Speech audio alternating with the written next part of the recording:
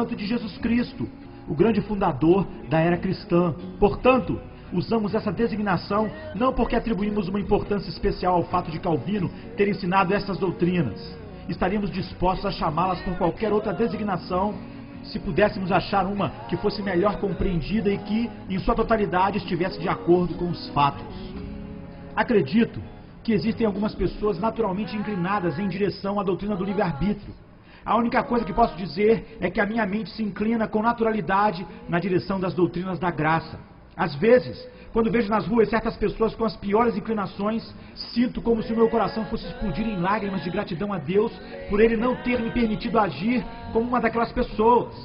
Eu tenho imaginado que se Deus me tivesse deixado nos meus próprios caminhos e não me tivesse tocado com a sua graça, que grande pecador eu teria sido. Eu teria percorrido toda a extensão do pecado, teria mergulhado em toda a sua profundidade e tampouco teria deixado de me envolver em qualquer vício ou perversidade se Deus não me tivesse impedido. Eu sinto que teria sido, de fato, o rei dos pecadores se Deus tivesse me deixado sozinho. Eu não consigo entender a razão pela qual fui salvo, exceto pelo motivo de que Deus o desejou. Não posso, mesmo que desejasse ardentemente, encontrar qualquer razão em mim mesmo pela qual eu deveria participar da graça divina. Se, neste momento, eu não estou sem Cristo, isso é devido somente ao fato de que Jesus Cristo fez cumprir a sua vontade em mim. E tal vontade tem em mente que eu esteja com Ele onde Ele estiver e que eu venha participar da sua glória. A coroa tem que ser colocada na cabeça daquele cuja graça poderosa livrou-me de mergulhar no abismo. Olhando para a minha vida passada, posso perceber que a origem de tudo isso era Deus e somente dele, efetivamente. Eu não possuí uma tocha para acender o sol, foi o sol que me iluminou. Eu não comecei a minha vida espiritual, pelo contrário, eu rejeitava e lutava contra as coisas do espírito, quando ele me atraiu. Por certo período, eu não o segui, havia em minha alma um ódio natural contra qualquer coisa santa e boa. Advertências de nada valiam para mim, os avisos eram lançados ao vento. Os trovões eram desprezados e, em relação aos sussurros do seu amor, eu os rejeitava como se não tivesse qualquer valor. Todavia, seguramente posso dizer agora, em relação a mim mesmo, que somente Ele é a minha salvação. Foi Ele quem mudou meu coração e me colocou de joelhos diante dEle. Posso dizer verdadeiramente, a graça ensinou meu coração a orar e fez os meus olhos transbordarem. E chegando a este ponto, posso acrescentar, esta graça tem me conservado até este momento e não me abandonará. Lembro-me claramente da maneira pela qual vim a compreender as doutrinas da graça em um só instante.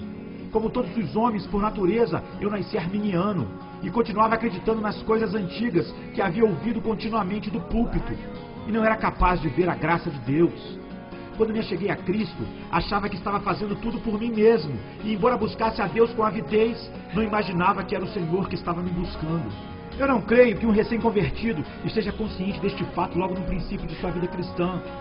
Posso me lembrar exatamente do dia e da hora em que, pela primeira vez, recebi essas verdades em minha alma, quando elas foram, de acordo com o que disse John Bunyan, impressas em meu coração, como que com um ferro em brasa, e posso lembrar-me que senti como se tivesse me transformado, subitamente, de um bebê em um homem. Eu havia progredido no conhecimento das Escrituras, tendo encontrado, de uma vez por todas, a chave para a verdade de Deus. Uma noite, durante a semana, eu estava sentado na casa de Deus e não pensava muito no sermão do pastor, pois não acreditava naquilo. Subitamente, um pensamento atingiu-me. Como você se tornou um cristão? Eu busquei o Senhor. Mas como você começou a buscar o Senhor? A verdade brilhou em minha mente num instante. Eu não teria buscado a menos que houvesse uma influência prévia em minha mente que me fizesse buscá-lo. Eu orei, pensava, mas então perguntei a mim mesmo, como foi que comecei a orar? Eu fui induzido a orar pela leitura das Escrituras. Como comecei a ler as Escrituras? De fato, eu as lia, porém o que me levou a fazê-lo? Então, subitamente eu percebi que Deus estava no princípio de tudo, que era Ele o autor da minha fé, e isso de tal forma que toda a doutrina da graça abriu-se para mim, e dessa doutrina não me afastei até o dia de hoje. E desejo fazer da seguinte frase a minha constante confissão: eu atribuo minha mudança inteiramente a Deus. Certa vez, assisti a um culto no qual o texto era o seguinte: Ele escolherá a nossa herança por nós. E o bom homem que ocupava o púlpito era um grande arminiano. Portanto, ao iniciar-se ele disse, esta passagem se refere somente à nossa herança na terra, não tem nada a ver com o nosso destino eterno, pois disse ele, nós não queremos que Cristo escolha para nós na questão do céu ou do inferno, É tão simples e claro que qualquer homem que tenha pelo menos um pouco de bom senso escolherá o céu. E que qualquer um saberia que não deve escolher o inferno. Não precisamos que qualquer inteligência ou ser superior escolha entre o céu e o inferno para nós.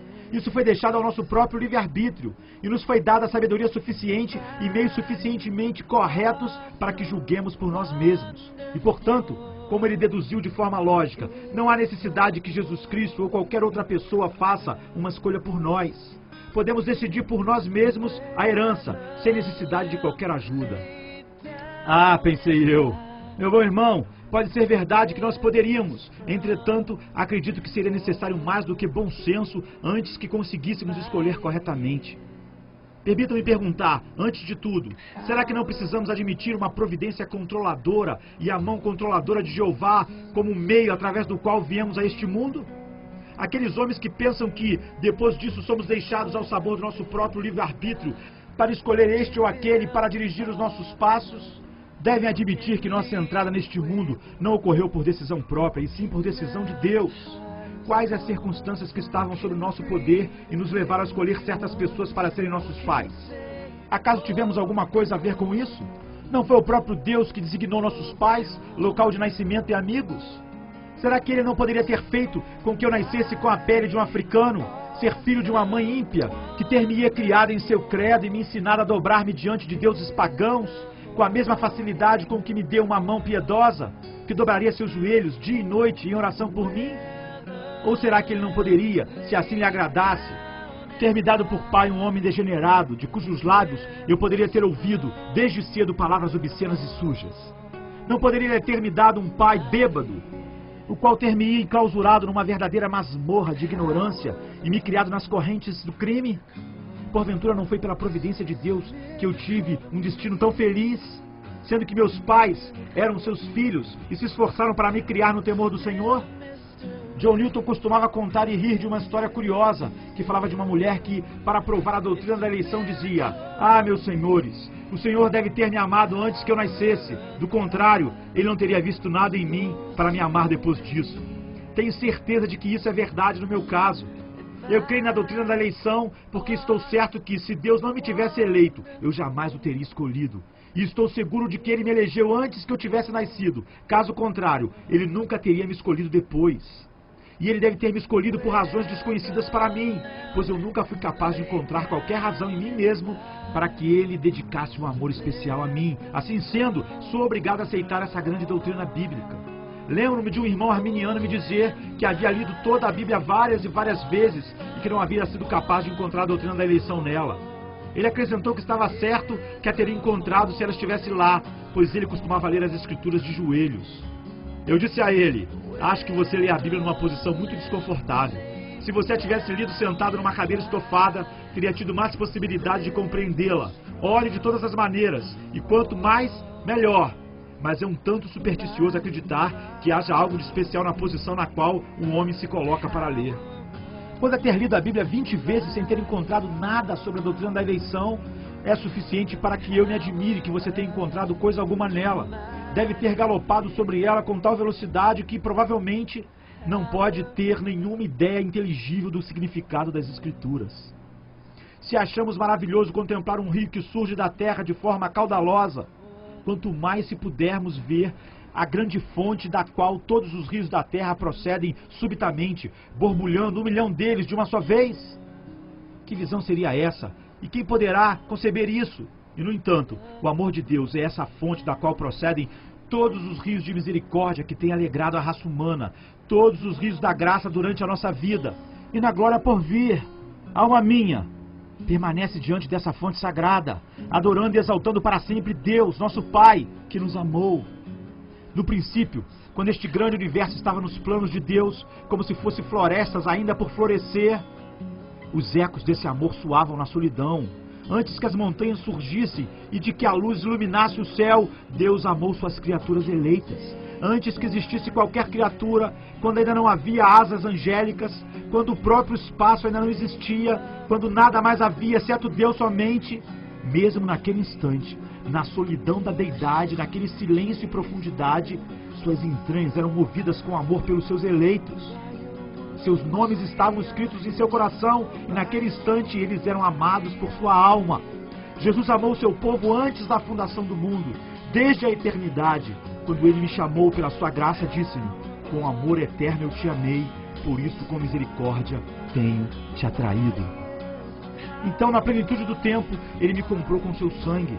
Ele permitiu que o seu coração sangrasse através de uma ferida profunda por minha causa, muito antes que eu amasse. Sim, eu não o rejeitei quando ele se aproximou de mim pela primeira vez.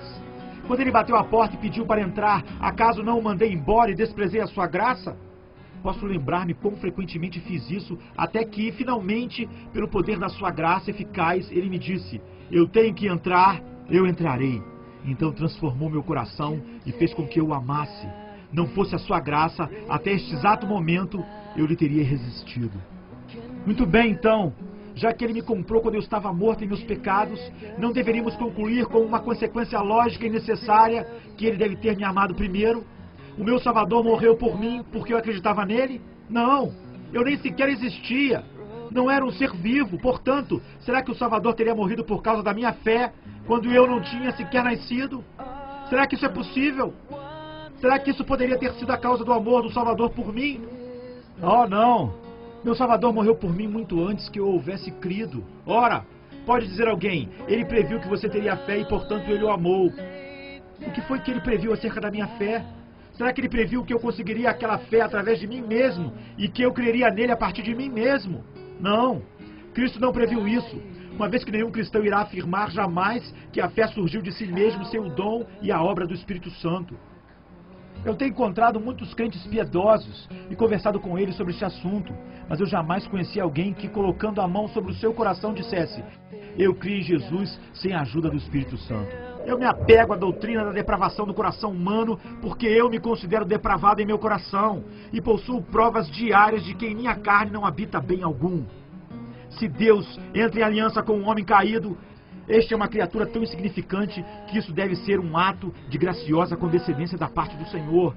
Mas se Deus entra em aliança com um homem pecador, este é uma criatura tão ofensiva que isso deve ser um ato de graça soberana, rica, pura e livre. Quando o Senhor fez uma aliança comigo, estou certo que isso se deveu inteiramente à graça. Nada mais do que a sua graça. Quando me lembro de que meu coração era um covil de feras e aves impuras, e de quão forte era a minha vontade não regenerada, quão obstinada e rebelde contra a soberania do domínio divino, eu sempre me sinto inclinado a permanecer no mais humilde quarto da casa do meu Pai e, quando eu entrar no céu, será para estar entre os menores de todos os santos e entre os principais pecadores.